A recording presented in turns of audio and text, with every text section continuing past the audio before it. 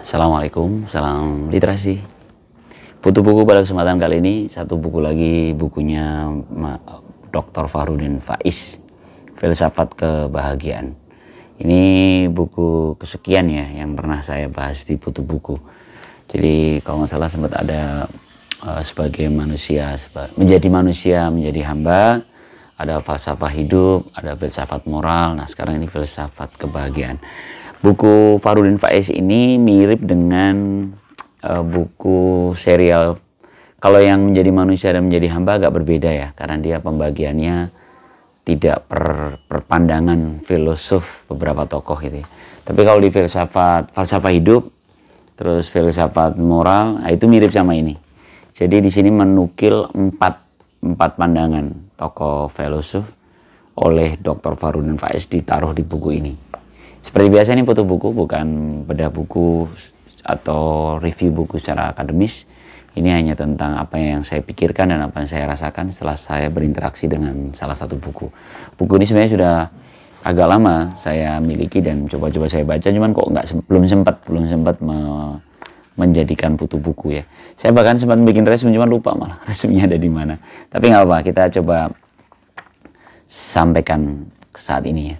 Ya tadi saya sampaikan ada empat tokoh. Di buku Filsafat Kebahagiaan ini Dr. Fahrudin Faiz menyampaikan pandangan Plato satu, kedua Al-Farabi, kedua Al-Ghazali, lalu Ki Ageng Suryo Mentaram.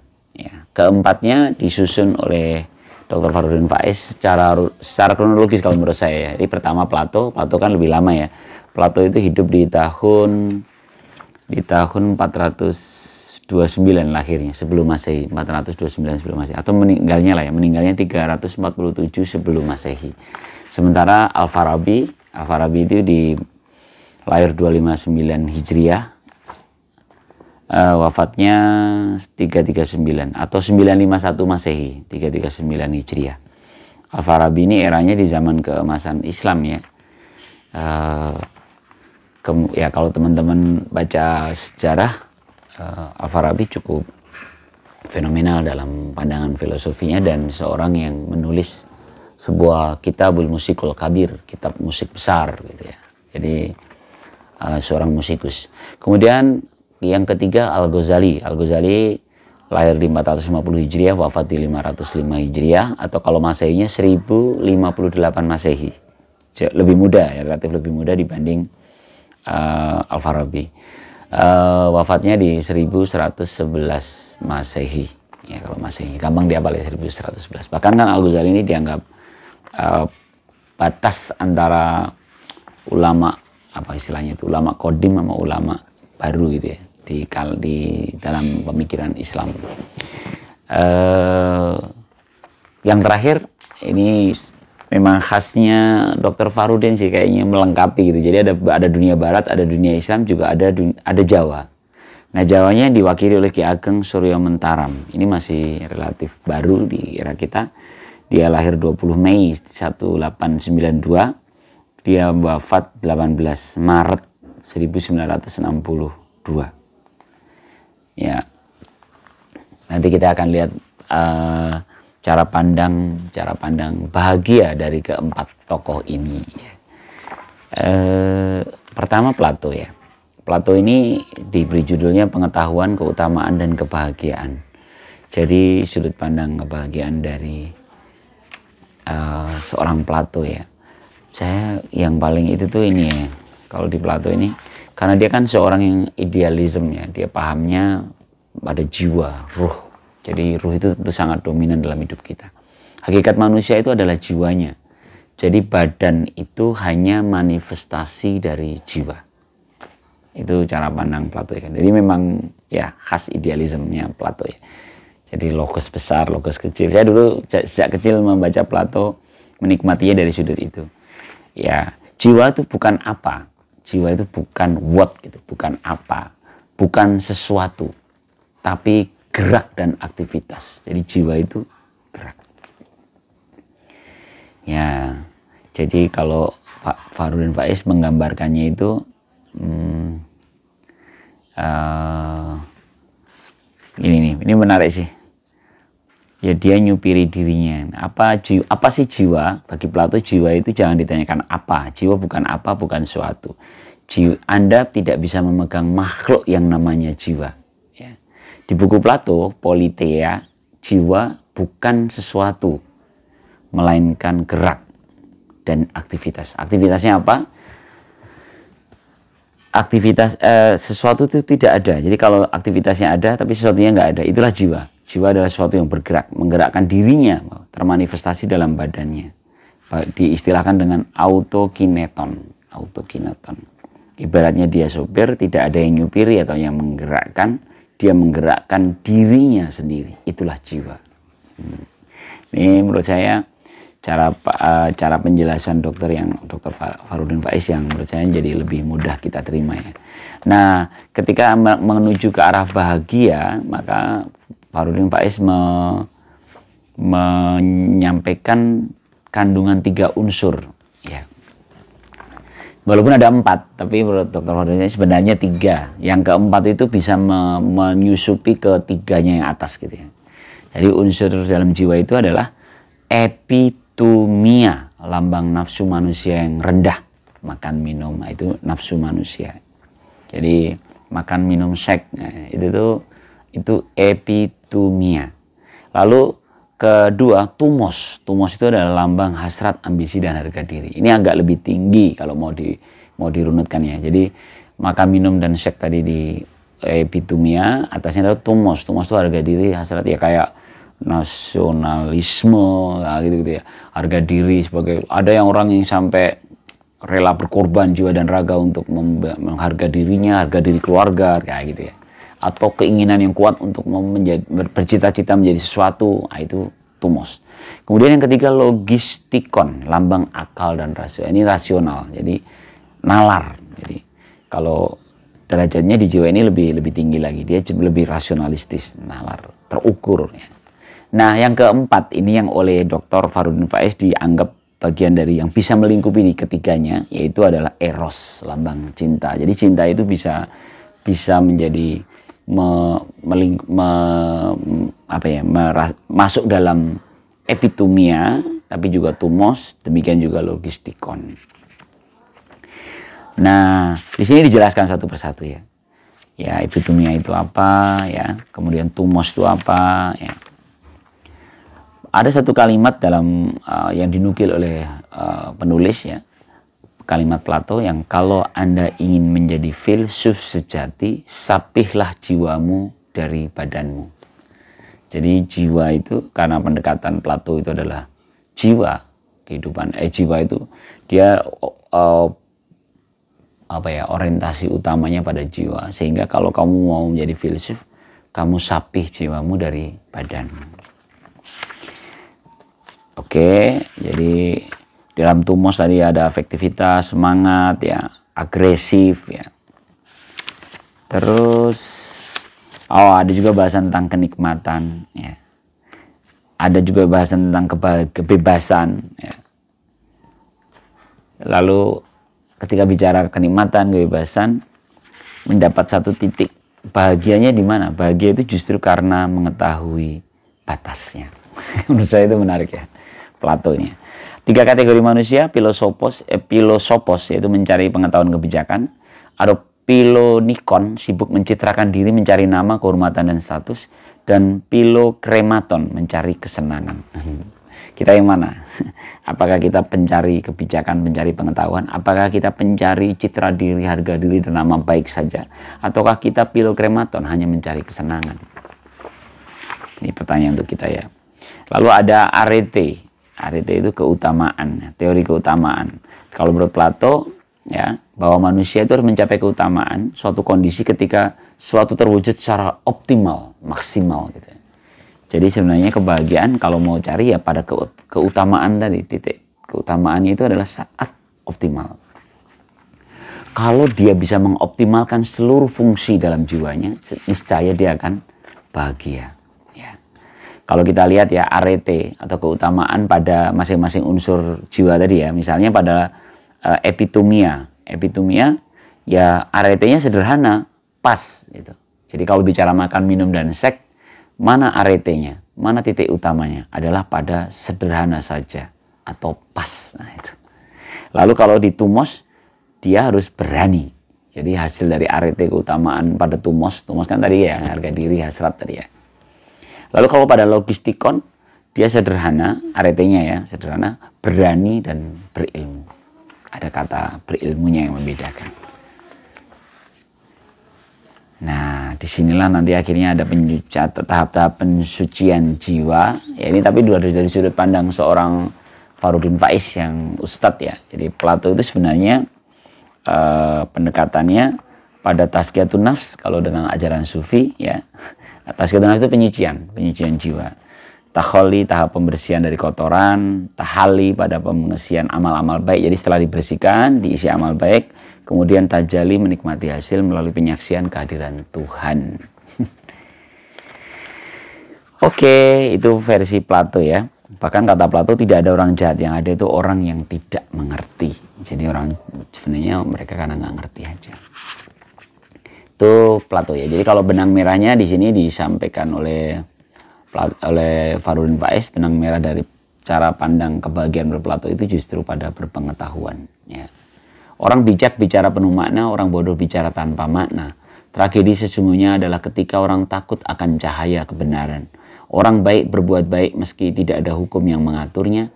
Orang jahat berbuat jahat meski tahu segala macam aturan. Orang menjadi dicinta Tuhan karena dia suci, atau orang menjadi suci karena dia dicintai Tuhan? Sebuah pertanyaan filosofis dari Plato. Untuk mengakhiri bab yang pertama, yaitu Plato. Yang kedua, kebahagiaan menurut Al-Farabi. Al-Farabi, ya ini buku-bukunya banyak ya. At-Tanbilah ala Sabil Sa'adah, Ta'sil Sa'adah, Aro' ya, Aro' Ahlul Madinah wal Fadilah. Al-Farabi ini seperti saya sampaikan tadi, kalau saya menempel di kepala saya tentang siapakah Al-Farabi, ya ingatnya dia menulis Kitabul Musikal Kabir.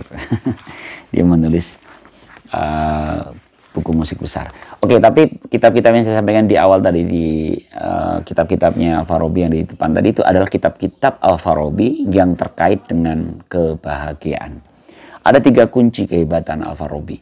Ini versi penulis, versi Dr. Fahrudin Faiz. Dia menguasai bahasa, dia menguasai logika, dan sangat serius. Jadi Al-Farabi ini sangat serius. Jadi kalau dilihat pola belajar dia dari guru ke guru, kalau dulu kan dari guru ke guru ya, dia sangat bersungguh-sungguh. Yang membedakan dari bab pertama bagaimana kebahagiaan versi Plato dengan versi Al-Farabi adalah, kalau Plato ini kan cara pandangnya kebahagiaan secara individu. Menurut Al-Farabi, di sini dia sampaikan perbedaan kenikmatan dengan kebahagiaan. Karena kenikmatan itu bisa jadi sementara, sedangkan kebahagiaan itu lebih abadi.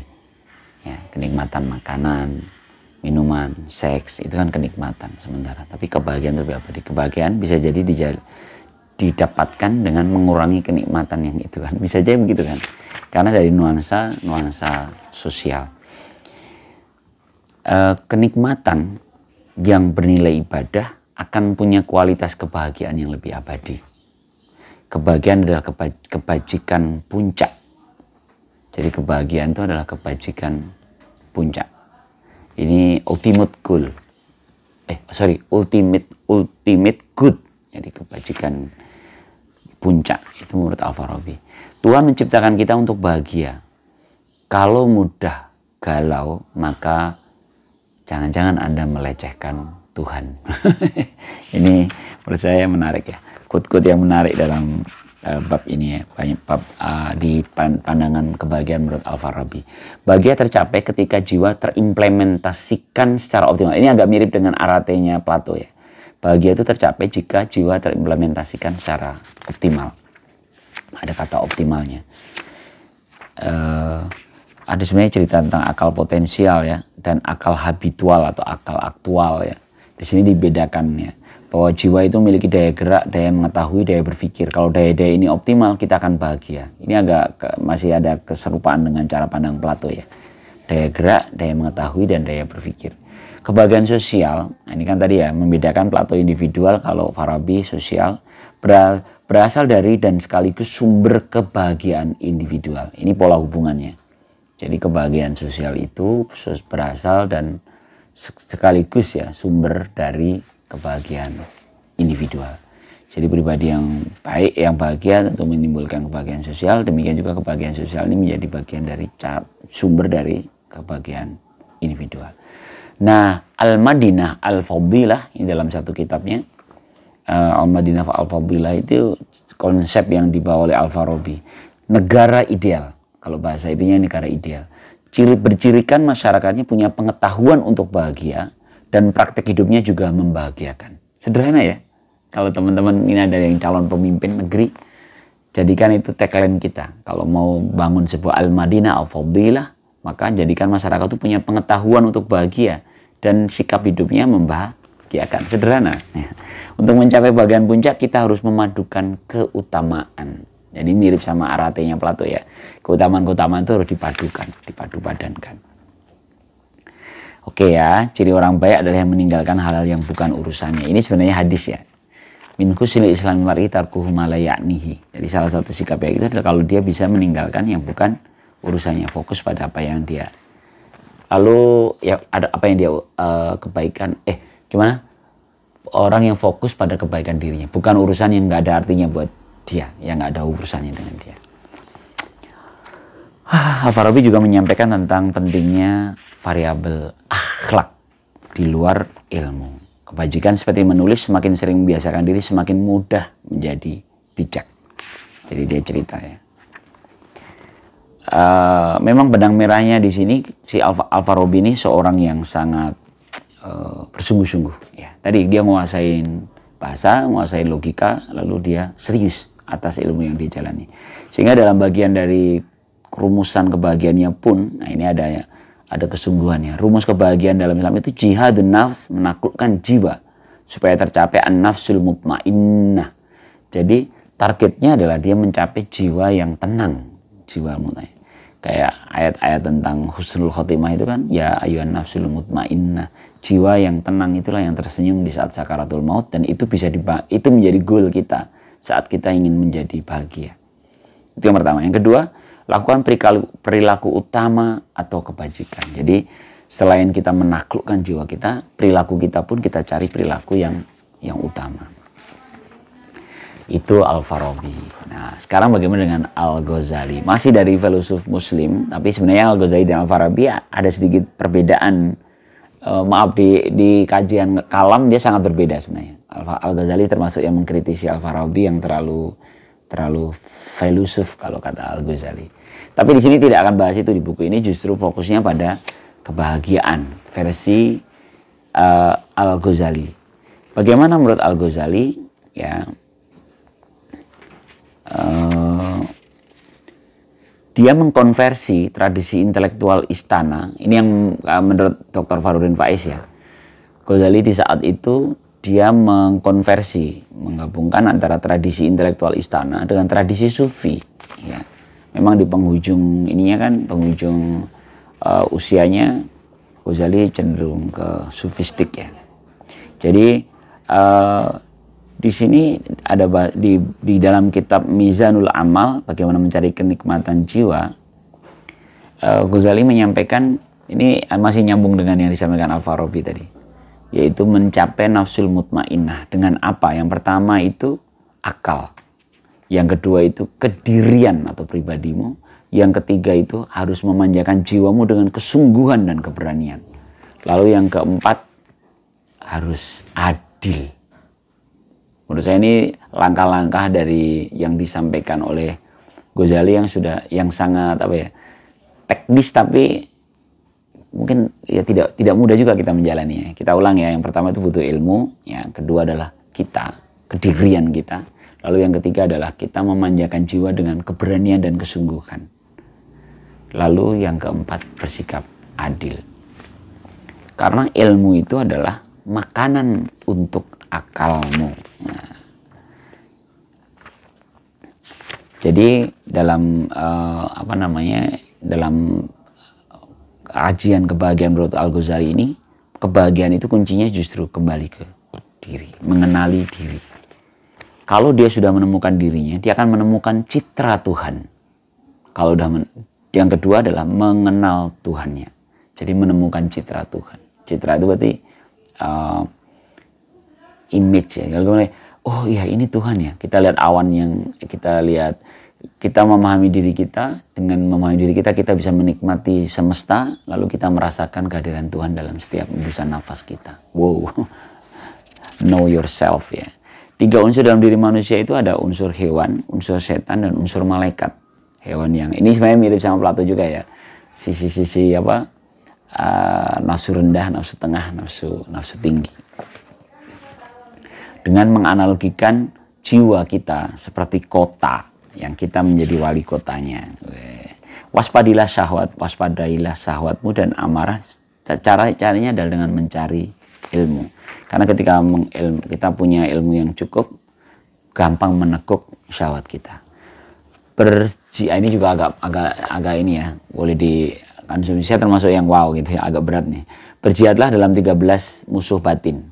Egoisme, arogan, angkuh, keakuan, tamak, nafsu, intoleran, marah, bohong, curang, gosip, merasa benar sendiri, dan memfitnah. 13. Kalau berjihad di situ, menurut Ghazali itu langkah yang tepat untuk menjaga kebahagiaan kita. Dengan mengenal diri, mengenal Allah, dan mengenal dunia.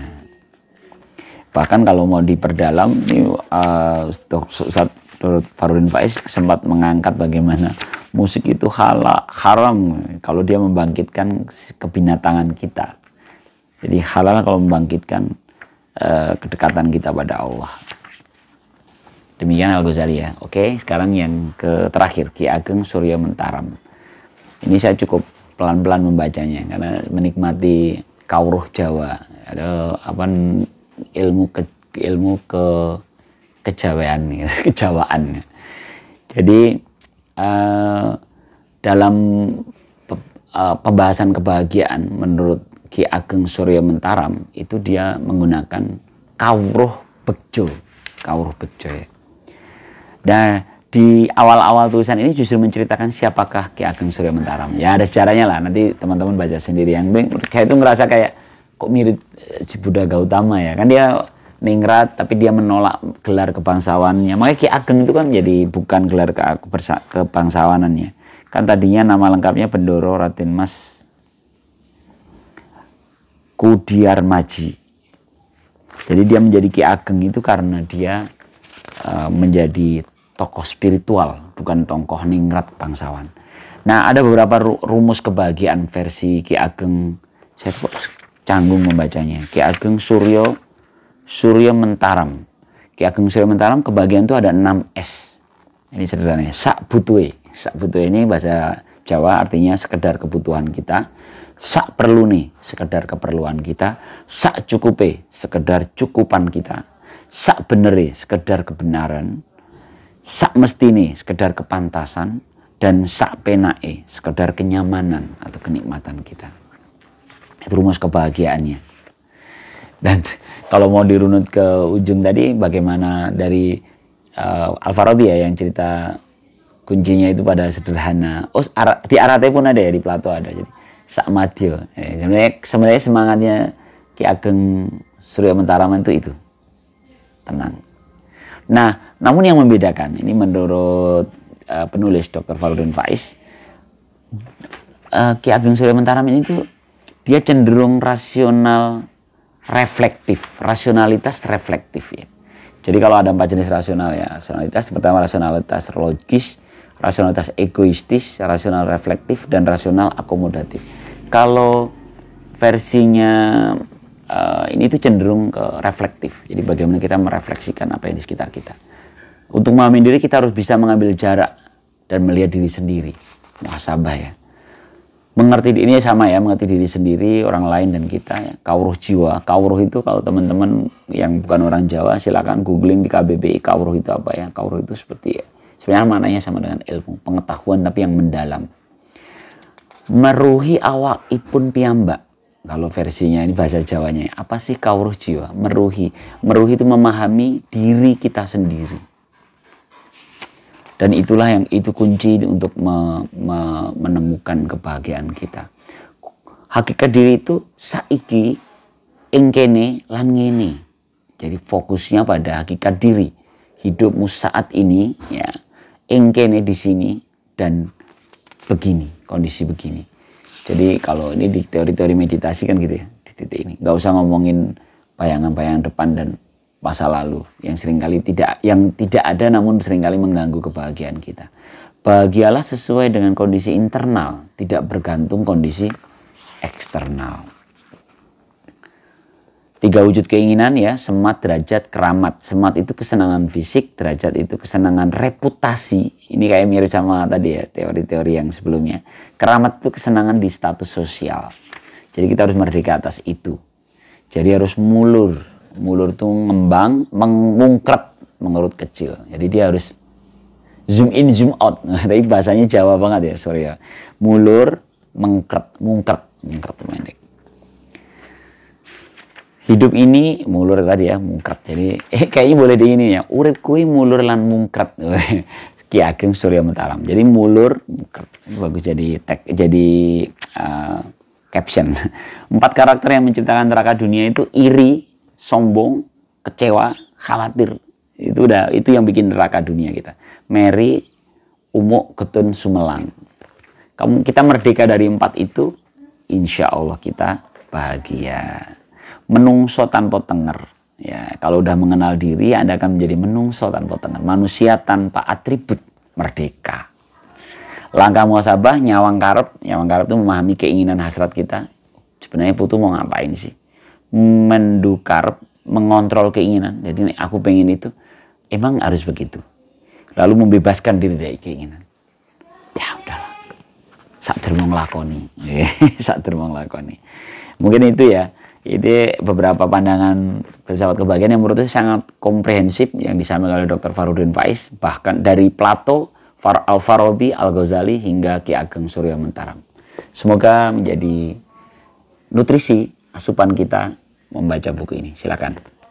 Masih ada di Gramedia. Saya sebenarnya dari awal launching itu udah tertarik, tapi saya karena belum menyelesaikan buku yang sebelumnya, saya beli belum lama ini. Setelah beberapa bulan launchingnya saya ikut ngeliat di medsos gitu. Wah, kayaknya seru nih di Jogja. Oke, terima kasih ya. Salam literasi. Assalamualaikum warahmatullahi wabarakatuh.